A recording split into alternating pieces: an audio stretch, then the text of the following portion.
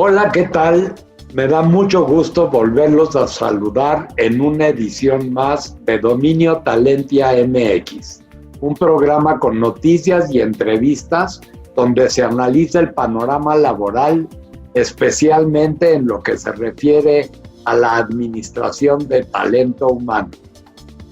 Talentia MX ha insistido en que debido a los cambios demográficos, tecnológicos, sociales y ambientales, el mundo laboral está viviendo una verdadera revolución de la que tenemos que ser parte. Sin embargo, el coronavirus ha modificado de raíz las condiciones de los conocimientos, las habilidades, la salud y la capacitación que las personas deben tener para desarrollarse plenamente como miembros productivos de la sociedad. En México, por ejemplo, un niño promedio solamente alcanzará el 61% de su productividad potencial. Con el COVID-19, cerca del 85% de los jóvenes tuvieron que continuar su formación profesional y actividades educativas a distancia. Estudios del Banco Mundial y la Organización Internacional del Trabajo revelan cuáles son las actuales condiciones y los cambios que la pandemia ha generado en la formación profesional y en el índice de capital humano. Estas investigaciones explican que tanto para salir de la actual crisis como para generar trabajo a largo plazo, es cada vez más importante capacitar a los trabajadores, sobre todo en cuanto a tecnología y conectividad se refiere. Esta noche en Dominio Talentia MX explicaremos cuáles son las dificultades y las oportunidades a las que se enfrenta la sociedad para educar y ofrecer competencias a la población, generando así empleos de vanguardia y productivos. También explicamos por qué en este contexto la subcontratación tiene un papel protagónico en la creación de un mejor futuro. Para conocer la importancia de los impactos que tuvo la formación profesional durante la crisis por la pandemia de COVID-19, los invito a ver la siguiente nota. La Organización Internacional del Trabajo ha realizado un diagnóstico sobre las afectaciones que ha dejado el COVID-19 en la formación profesional y en las actividades educativas. El estudio revela que el impacto económico de la pandemia generó una masiva caída del empleo, lo que provocará una pérdida enorme en el capital humano representado en las habilidades y competencias de las personas en el mundo del trabajo. También muestra que las medidas de distanciamiento impactaron cerca del 85% de las personas que realizaban algún curso de formación profesional y que ahora lo hacen a distancia. ¿Por qué es importante la formación profesional en un contexto de crisis? La educación y la formación profesional buscan el desarrollo de habilidades y competencias necesarias para que los trabajadores se empleen en actividades productivas que impulsen la recuperación económica. Todavía es temprano para decir qué actividades productivas demandarán más empleos, pero es notorio el incremento de la economía digital durante la pandemia, la cual requerirá habilidades relacionadas al uso de la tecnología y la digitalización que deberán adquirir los trabajadores. Además, la formación profesional a partir de ahora encara nuevos desafíos, como por ejemplo, recalificar a los trabajadores que perdieron su empleo que no volverá, así como tener la capacidad para responder y contener una pérdida enorme en capital humano y continuar promoviendo el desarrollo de las personas en respuesta de las nuevas demandas de trabajo. ¿Quiénes son los más afectados por los impactos en la formación profesional? El impacto en el empleo y en la formación es mayor en los jóvenes debido a que constituyen la mayor proporción de participantes en los programas de educación. Aunado a esto, la afectación para este sector aumenta con las desigualdades que se tenían antes de la pandemia. La Organización Internacional de Trabajo revela que en 2017, cerca del 18% de los jóvenes se encontraban en situación de desventaja económica, lo que impacta en su desarrollo profesional en la actual crisis, debido a que no cuentan con Internet en su hogar. ¿Cuál es la estrategia para la reactivación y transformación desde la formación profesional? La Organización Internacional del Trabajo propone un pacto global por el empleo que tiene 3 prioridades de política para la formación profesional. 1. La generación de programas de cualificación y recualificación mediante fondos adicionales o alianzas entre el sector privado y proveedores de formación. 2. Programas de capacitación durante los periodos de inactividad laboral. 3. Formación para competencias demandadas en los nuevos empleos creados por los nuevos sectores que surgieron. ¿La formación profesional remota es para todos? Con el cambio repentino a una formación por medios digitales y remotos, se generaron nuevas oportunidades para estimular la capacidad de cambio e innovación. Sin embargo, la conectividad plantea un gran desafío en las tendencias de avance de la digitalización. En América Latina, el 24% de jóvenes no dispone de una computadora, por lo que la educación a distancia no es una opción para ellos. Además, según la OCDE, en Latinoamérica, la mayoría de las personas, por lo menos el 58% que pudieron hacer uso de la formación a distancia, fueron jóvenes con mayores niveles de educación. Finalmente, la Organización Internacional del Trabajo considera que la formación profesional es parte importante de las medidas de protección social que se encaminan a facilitar la permanencia en el empleo y la adquisición de nuevas competencias para mantener la empleabilidad. A continuación, los invito a ver dos notas. Una sobre la regulación del derecho a la desconexión digital, muy necesaria en el home office, y una más sobre la importancia del índice de capital humano. Según el índice de capital humano del Banco Mundial, casi el 60% de los niños que nacen hoy en el mundo serán solo la mitad de lo productivos que podrían ser si hubieran recibido una educación y una salud completas. Este índice varía de 0 a 1. En la medida que su valor se acerca a 1, significa que es mayor la contribución de la salud y la educación a la productividad de la próxima generación de trabajadores. México posee un índice de 0.61, lo que indica que un niño mexicano nacido hoy en el futuro alcanzará solo el 61% de su productividad durante su edad laboral y debido a ello, su generación de ingresos será 39% menor. Con un valor de 0.88, Singapur es la nación con el mayor índice, caso contrario de la República Centroafricana, cuyo índice de 0.29 es el menor del mundo. La actual coyuntura marcada por la pandemia ha obligado a implementar nuevos esquemas laborales, como el teletrabajo o home office, el cual ha mostrado tener beneficios como el incremento de la productividad. Una encuesta reciente de PricewaterhouseCoopers señala que 58% de los trabajadores mexicanos afirmó que su productividad aumentó durante el confinamiento. Sin embargo, expertos laborales señalan que trabajar desde casa puede provocar estrés o ansiedad por el aumento de horas que se elaboran, ya que para mucha gente no es posible desconectar de sus labores en horarios específicos reservados al descanso y a la vida personal. Por esta razón, en todo el mundo se han impulsado iniciativas para reconocer el derecho a la desconexión digital, que es la prerrogativa de los trabajadores a no contestar llamadas telefónicas o a estar desconectados de Internet fuera de su jornada laboral. En 2018, España fue uno de los primeros países en reconocerlo. En México existen 2 iniciativas de ley para regularlo, las cuales podrían ser aprobadas en este periodo de sesiones.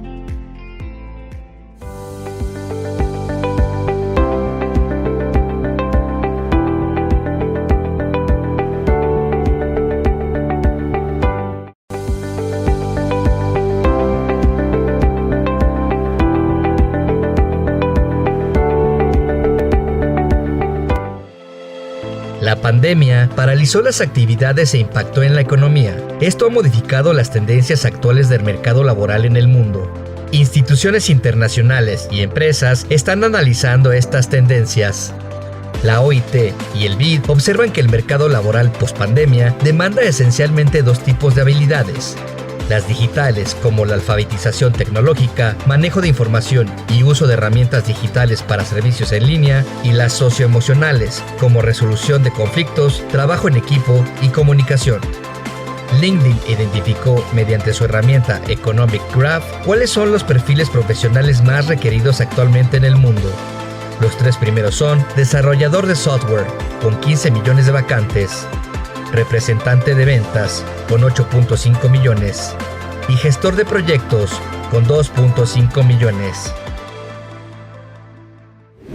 En esta noche de Dominio Talentia MX, quiero darle la bienvenida al Dr. Enrique Fernández Fasnacht, director general del Tecnológico Nacional de México, la institución de educación superior más grande y con más presencia en este país. También ha estado al frente de dos de las mejores instituciones a nivel superior.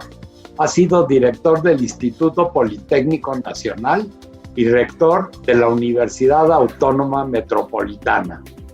Durante toda su trayectoria ha sido defensor de la educación superior y para mí es un verdadero honor que nos acompañe esta noche.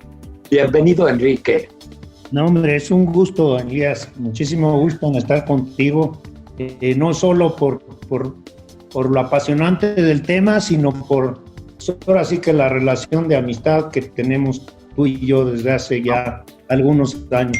Muchas gracias, Enrique, de verdad. Yo quisiera empezar planteándote lo siguiente. Se habla mucho de lo catastrófico que ha sido para la economía el tema de la pandemia del COVID-19 y sobre todo para el tema laboral, la pérdida de empleos. Sin embargo, no se habla tanto de cómo se ha visto afectada la actividad educativa, porque me imagino que siempre en los temas educativos los resultados de la evaluación de lo que pasa llevan más tiempo y son a más largo plazo. ¿Cuál es tu percepción de este impacto, Enrique? Habría que decir que para la educación toda, en todos los niveles, la pandemia ha tenido un efecto adverso que ha representado grandes retos, como decía, para todos los niveles. Posiblemente el más equipado para mantener la educación, digamos, a distancia es el nivel superior. Y bueno, hay que decir que yo como responsable del Tecnológico Nacional y hablando del tema de la economía, pues ahora mi preocupación, digamos que antes mi preocupación era solamente tratar de formar lo mejor posible a los jóvenes para enfrentarse al mundo laboral, digamos. Pero ahora mi preocupación es doble porque, por supuesto, subsiste la preocupación por formarlos bien, pero ahora, hijo, el panorama laboral se ve complicado. Se ve complicado porque mientras la economía no retome su paso, ¿no? De tal suerte que se creen puestos de trabajo a los que puedan acceder nuestros jóvenes, pues hay que reconocer, siendo empáticos con ellos, que pues van a enfrentar una situación difícil a la hora de concluir sus estudios y enfrentarse al mercado laboral. La OIT, la Organización Internacional del Trabajo, enfatizó que el empleo y la formación de los jóvenes fueron los más afectados en esta pandemia. Como ya decía, cerca del 85% tuvieron que continuar su formación profesional y actividades educativas a distancia. Y se habla como de un nuevo paradigma. ¿Cuáles serían los principales desafíos que enfrentan los alumnos y los profesores con respecto a estas clases a distancia, ya que casi la mayoría no cuentan con una buena conexión a internet o con un buen equipo de cómputo? No nada más los estudiantes, sino también los maestros. Bueno, hay que decir que nuestro sistema educativo estaba construido para la educación presencial, ¿no? Y el hecho de que tengamos que cambiar a la educación en línea, pues sí, ha representado desafíos importantes. Hay que decir que la mayoría de los profesores, a la mayoría de los profesores les ha costado mucho trabajo enchufarse en el tema de la educación en línea. Y del lado de los estudiantes, pues no es muy diferente. Los estudiantes también están acostumbrados a la educación presencial, excepto quizá, por supuesto, los que desde el principio trabajan en línea, como en la Universidad Abierta y a Distancia de México, y pues ni modo, se han tenido que adaptar a eso. Enrique, se habla de una década perdida, tanto en el tamaño de la economía, pues el tamaño de nuestra economía en estos momentos es equivalente al tamaño que tenía exactamente hace 10 años, y también de una década perdida en la cantidad de empleos. En el ámbito de la educación, ¿Podemos hablar también de una década perdida? La educación pues ha caminado, ahora sí que independientemente de la economía, claro, con una economía más boyante, mucho más boyante que la que hemos tenido en esta década que mencionas, pues seguramente habríamos logrado mejores empleos para nuestros egresados de las instituciones de educación superior, sobre todo empleos mucho mejor remunerados y trabajo mucho más, digamos, intelectual. Yo espero que podamos impulsar la economía, que podamos contribuir. No nos toca a nosotros como educadores. Lo que nos toca hacer, como decía antes, es formar lo mejor posible a nuestros jóvenes y en todo caso que puedan competir en el mercado laboral, aunque haya dificultades para conseguir empleo, pero que estén lo suficientemente bien formados para que puedan competir con ventaja con quienes ingresan de otras instituciones. Permíteme, vamos a hacer una pausa. Me están indicando que tenemos que hacer un corte, pero es breve y regresamos.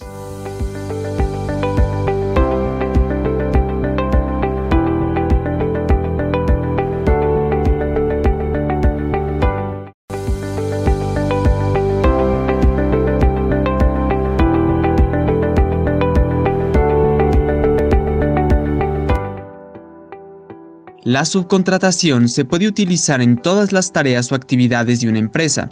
Dependiendo de cuáles sean estas tareas, podemos encontrar diversos tipos de subcontratación.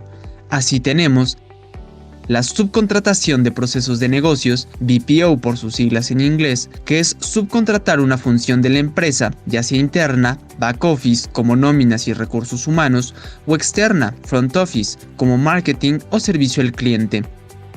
La subcontratación de tecnologías de la información, ITO en inglés, es cuando este tipo de soporte técnico se externaliza. La subcontratación de procesos de conocimiento, KPO en inglés, involucra procesos de investigación avanzada utilizada en la industria farmacéutica o desarrollo de patentes. En todas ellas existen beneficios tangibles como es el acceso al personal altamente capacitado y la protección laboral a los trabajadores.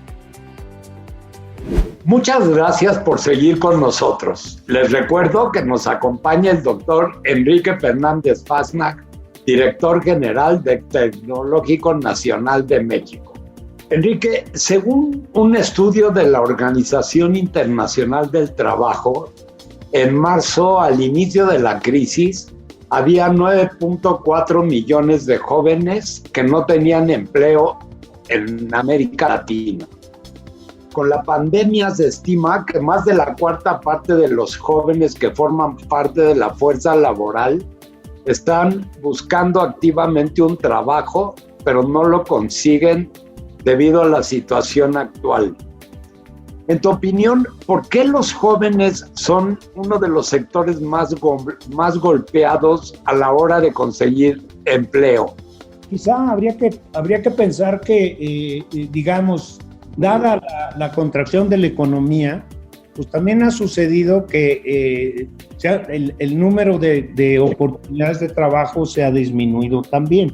También debo decir, y lo he comentado mucho con los jóvenes del tecnológico, es que hay una especie de contradicción, porque ahora sí que para que puedan obtener un empleo, cuando acuden a los lugares donde hay vacantes, pues ahí les solicitan tener experiencia, ¿no? Experiencia laboral que obviamente no tienen porque son jóvenes y porque están estudiando.